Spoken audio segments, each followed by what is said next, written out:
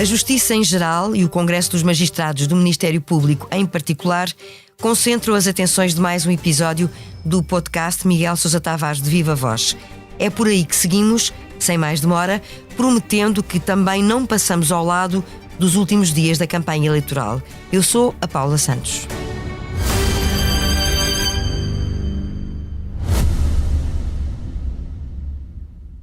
Subscrever o Expresso é ter acesso à melhor informação, a uma vasta oferta de conteúdos exclusivos e à opinião de referência. Subscrever o Expresso é tornar-se membro do nosso clube, poder ser voz ativa de uma comunidade informada e beneficiar de vantagens exclusivas. Subscreva o Expresso em expresso.pt/digital. Expresso. Liberdade para pensar. Olá, viva Miguel. Viva, Paula.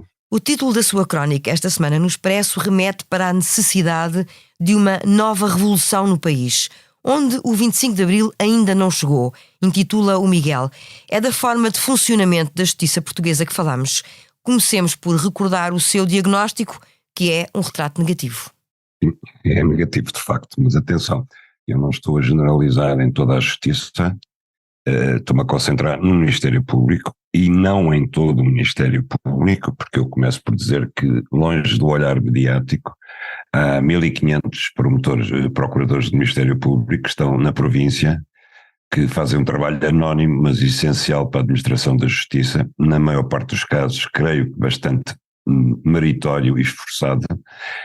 Agora, aquilo que eu chamei elite do Ministério Público, está sobretudo concentrada nos casos mediáticos e no TCIAP de Lisboa, é aquilo que eu contesto e que esteve à vista, exuberantemente à vista, no Congresso dos Magistrados do Ministério Público que decorreu no outro fim de semana nos Açores. É sobre isso que eu me ocupo, sobre os discursos que foram feitos, particularmente do Presidente do Sindicato dos Magistrados do Ministério Público, Adão de Carvalho, e sobre o discurso da Procuradora-Geral, Lucília Gago. Em concreto, o que é que o preocupou nesses discursos? Preocupa-me de facto porque eu acho que eles ainda não perceberam que há 50 anos houve uma coisa chamada 25 de Abril, que deu a todos a liberdade de opinião e que deu a todos, sobretudo àqueles que estão em funções públicas, o ónus de encaixarem as críticas e o ónus de saberem que podem ser criticados. Nós vivemos num país em que, felizmente, desde o mais humilde funcionário público até ao Presidente da República, todos são livremente criticáveis, desde que dentro dos limites aceitáveis, não é as pessoas que são em si livremente ofendíveis, não é isso, é o desempenho que elas têm no exercício das suas funções que é livremente criticável. Isto, visto pelo olhar da senhora Procuradora e de alguns procuradores, é inadmissível que a sua atuação seja questionada, que seja criticada. Tomam isto como ingerências, como pressões impossíveis de aceitar, como ataques, enfim, como uma série de coisas que eles simplesmente não toleram.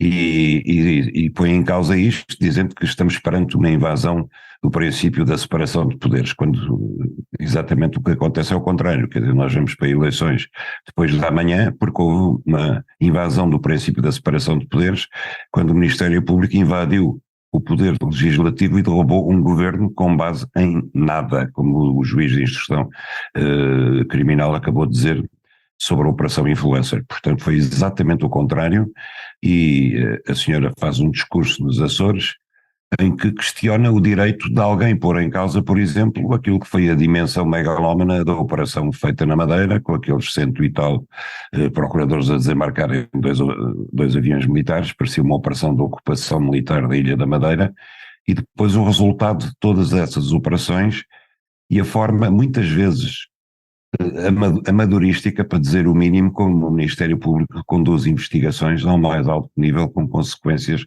que ele próprio não mede depois o seu alcance.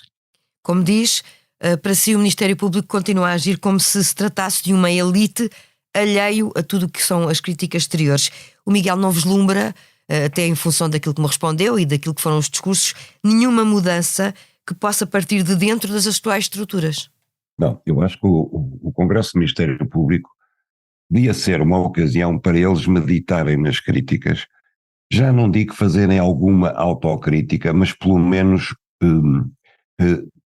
tentarem perceber porque é que essas críticas surgem. Quando a Procuradora diz que há uma preocupante convergência de opiniões críticas sobre o Ministério Público, a preocupação dela devia ser perceber porque é que de facto, e como ela própria diz, essas críticas vêm não só de fora, mas até de dentro, de pessoas que foram elas próprias procuradores-gerais, como foi o caso de Cunha Rodrigues, por exemplo. E em lugar de tentar perceber isso, ela vê isso como um ataque e põe-se dentro de uma fortaleza em que eles são os bons, eles são a reserva moral da nação, e todos aqueles que ousam questionar os seus métodos são inimigos que tentam acabar com a independência do Ministério Público, tentam invadir os seus poderes para que a libertinagem dos políticos fique solta. Ora, esta visão é uma visão profundamente abusiva daquilo que se passa, ela em si mesma, ela é uma violação do princípio da separação de poderes, e ela é preocupante ao nível do pensamento daqueles que têm sobre os seus ombros a titularidade da ação penal, porque não nos deixa tranquilos, a mim não me deixa tranquilos, se os procuradores do Ministério Público que têm a titularidade dos principais crimes económicos, da grande criminalidade, como é o de SIAP, se é assim que eles veem os direitos dos cidadãos, e se é assim que eles veem o exercício crítico sobre a sua atuação, eu fico preocupado.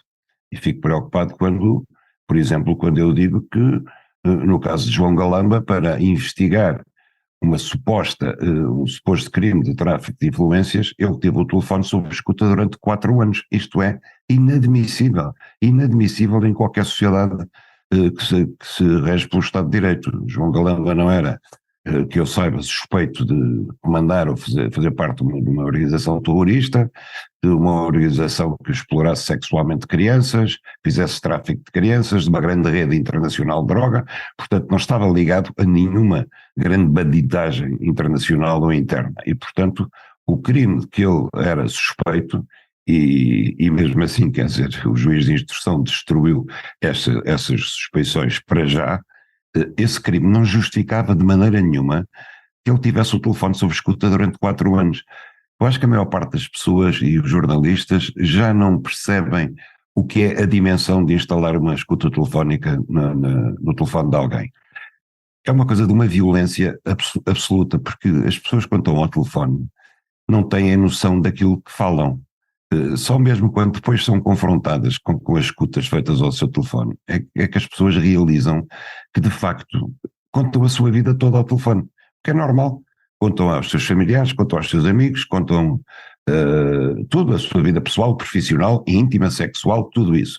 Saber que há alguém que está a escutar isso e que o faz levianamente. Nós temos, são incontroláveis os milhares de escutas telefónicas que estão a decorrer, que são renováveis sistematicamente, sem que os juízes de instrução que as autorizam e que as fazem renovar-se tenham capacidade sequer para olhar para elas e para saber se elas são ou não justificadas.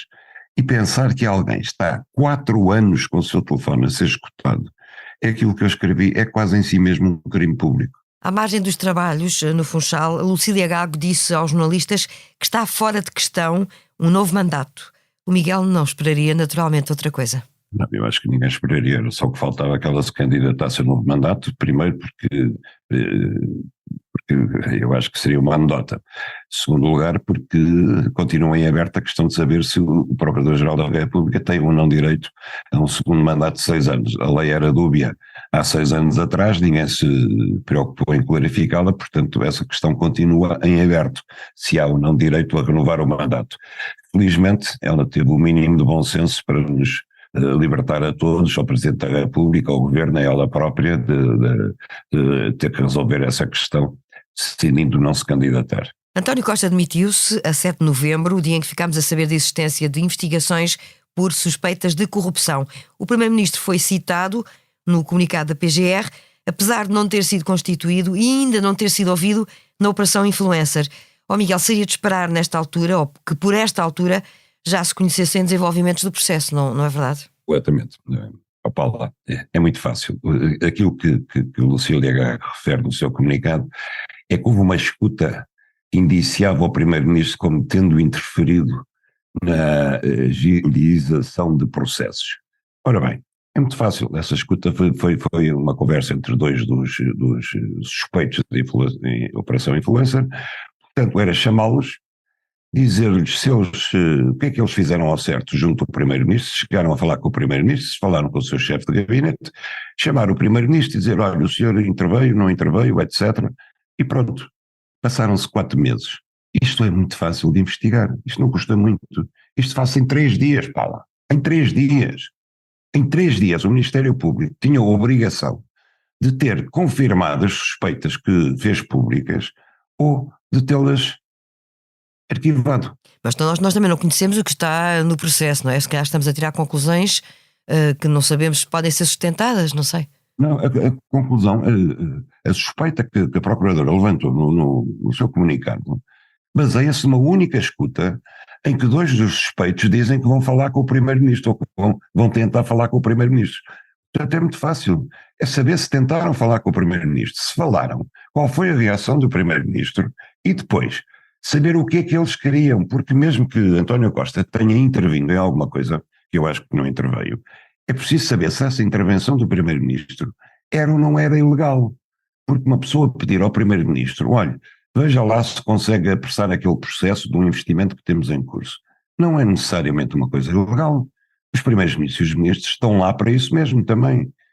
Quer dizer, tentar agilizar um processo que está parado por burocracia não é necessariamente um ato ilegal. E, portanto, isto é muito fácil de investigar. Isto não é nenhum quebra-cabeças, isto não é nenhuma coisa do outro mundo. Simplesmente tal como eu escrevo, em grande parte dos casos o Ministério Público confunde investigação com escutas telefónicas e chama investigação a pôr um telefone sob escuta, a partir daí eles não sabem investigar mais nada. Não sabem ou não estão para se dar ao trabalho. E, portanto, eu estou absolutamente convicto que desde 7 de novembro não se avançou nem 1 milímetro na investigação ao Primeiro-Ministro. Isso é muito grave. É grave porque nós vamos a eleições com um governo que foi derrubado assim, com um Primeiro-Ministro que foi derrubado assim, com uma notícia que extravasou fronteiras, e lá fora a notícia foi que o Primeiro-Ministro de Portugal tinha-se demitido porque era suspeito de corrupção, num caso que estava a ser investigado pelas autoridades judiciais. Foi isso que passou lá para fora. E, portanto, para além de termos um governo derrubado e eleições que eram desnecessárias, que foram convocadas, nós temos a honra de um homem em causa, temos a honra de um chefe de governo de Portugal e temos a honra do próprio país em causa. E nada disso serviu para apressar a investigação do Ministério Público junto do Supremo Tribunal de Justiça.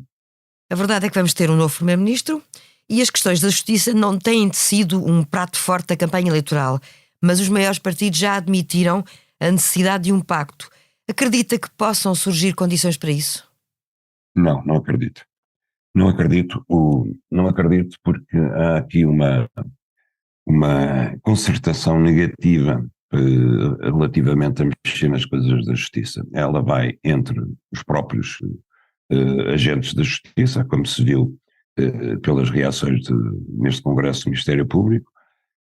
Ela passa por uma certa imprensa que está ao serviço do Ministério Público e que cada vez que alguém põe em causa a atuação do Ministério Público desata os gritos, ai Jesus, isto são os políticos que querem passar incólumes que não querem ser investigados nos casos de corrupção. E eu faço notar, Paulo, entre parênteses, que ano passado, em 2023, houve apenas um caso de condenação por crime de corrupção julgado em Portugal, apenas um caso.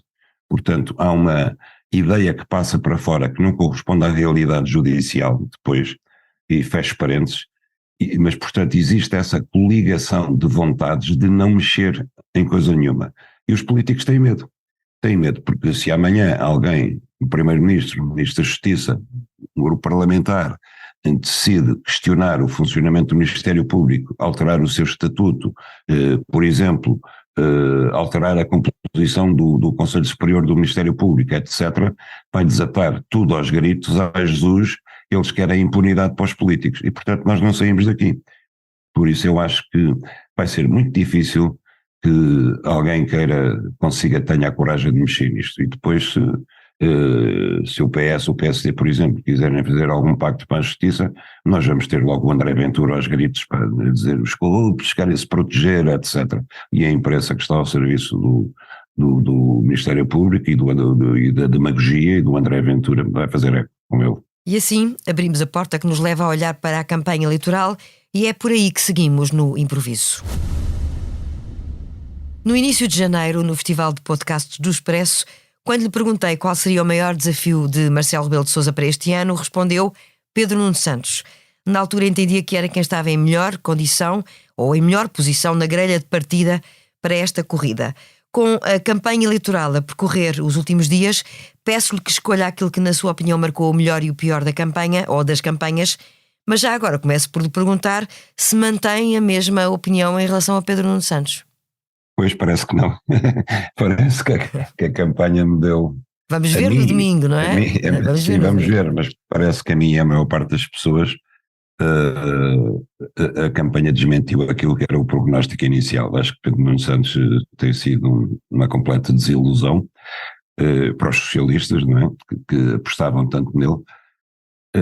Eu achei que ele, da posição em que partia e com tendo pela frente Luís Montenegro, que também não era um grande opositor, eu achei que apesar de tudo ele tinha condições para ganhar. Hoje em dia vejo que não, vejo que era pior do que parecia, mas pronto. Paulo, é-me difícil dizer o que é que foi o melhor nesta campanha, porque eu acho que esta foi de todas as campanhas que eu me lembro, e eu assisti a todas e estive presente profissionalmente na maior parte delas. Eu acho que esta é capaz de ter sido a pior campanha eleitoral a que eu já assisti, fosse para legislativas, fosse para presidenciais, para europeias ou para autarquias locais. A pior em que sentido, Miguel? No sentido em que a discussão teve menos interesse. Eu acho que a única coisa que foi interessante foi a fase dos debates, foi a única coisa que permitiu algum confronto de ideias. Daí em diante acho que foi uma perda de tempo. Acho que não sei se esta fórmula das arruadas e dos pequenos comícios e tudo ainda faz algum sentido. Agora, quando eu digo que foi muito má, é porque não tinha obrigatoriamente que o ser. Eu acho que havia um debate em cima da mesa com uma clara divisão de águas entre esquerda e direita, que implicava também uma divisão de projetos económicos claramente distintos, uma aposta diferente no papel do Estado e no papel do Estado social versus maior autonomia para o setor privado, menos cobrança de impostos, maior aposta no desenvolvimento e produtividade sem um peso grande do Estado, e portanto havia uma clivagem ideológica e de projetos em cima da mesa que não se tornou tão nítido durante a campanha. Eu acho que na campanha os dois blocos, sobretudo o bloco da AD e o bloco do PS, viveram mais a marcar aquilo que cada um dizia na véspera do que propriamente a apresentar os respectivos projetos. E por isso é difícil encontrar alguma coisa de bom nesta campanha. É difícil encontrar alguém que tenha feito uma boa campanha, mesmo fora dos dois grandes adversários em confronto. Depois os partidos mais pequenos viveram muito a campanha dos maiores, não é? A puxar para um lado ou para o outro. Sim. E a fazer equilíbrios entre a crítica e a gestão futura que poderão ter que fazer em caso de governação, não é? Paula, mas mesmo noutras legislativas nós tivemos apostas, por exemplo, do Bloco de Esquerda, da Iniciativa Liberal, que traziam para cima da mesa coisas originais e que não tinham sido discutidas. E eu acho que mesmo nestas eleições isso não aconteceu. Eu acho que Rui Rocha é muito mais fraco do que era João Coutinho Figueiredo, Mariana Mortágua é muito mais fraca do que era, por exemplo, Francisco Louçã. Quer dizer, há ali um desgaste de imaginação, de ideias e mesmo de combatividade que eu acho que foi claro, que atravessou toda a gente. Depois há um fator que eu acho que também contribuiu para degradar a campanha, que foi André Ventura e o Chega, não apenas por o seu radicalismo, que foi mais evidente agora no final da campanha, mas pela absoluta demagogia à solta que André Ventura pôs nesta campanha. Ele começou a prometer tudo a toda a gente, como se o país fosse uma Arábia Saudita, não é, que tivesse capacidade financeira para tudo, e isso de certa forma arrastou todos os partidos a fazerem também promessas que não são realizáveis do ponto de vista da capacidade financeira do Estado, nem da capacidade de encaixe da economia, como notava a SEDES esta semana. As promessas eleitorais dos partidos não são sustentáveis nem no bolso das famílias, nem na tesouraria pública. E de certa forma, eu acho que isso foi promovido pelo Chega e os outros partidos também não conseguiram ficar atrás, tendo pela frente um campeão da demagogia, prometendo tudo a todos, tiveram também que ir prometendo quase tudo a toda a gente. E eu acho que isso degradou muito também a campanha eleitoral. Portanto, eu consigo encontrar uma quantidade de pontos negativos nesta campanha, dificilmente consigo encontrar algum ponto positivo. E penso até que essa é uma das razões porque à beira das urnas nós temos tantos indecisos, porque acho que há muita gente que se vai votar porque se identifica plenamente com o programa de um partido ou com as propostas que ele fez durante a campanha ou com um determinado líder, falta muito para que isso aconteça. E, portanto, o voto que já está decidido é o voto daqueles que não mudam de voto há muito tempo. Agora, aqueles que querem votar, escolher em consciência quem é que acham que será o melhor primeiro-ministro, ou quem é que será a melhor organização política para nos governar, têm todas as razões para ainda estar indecisos. Em breve, com o voto dos portugueses, teremos então o balanço definitivo desta campanha. Chega ao fim mais um episódio do podcast Miguel Sousa Tavares de Viva Voz, no dia em que a minha própria voz não terá estado bem à altura e por isso deixo aqui um pedido de desculpas. Falámos de política e de justiça no ano em que se assinalam o 50º do 25 de Abril. A sonorização esteve a cargo do João Martins. Voltamos na próxima semana, já depois de conhecermos o resultado das legislativas.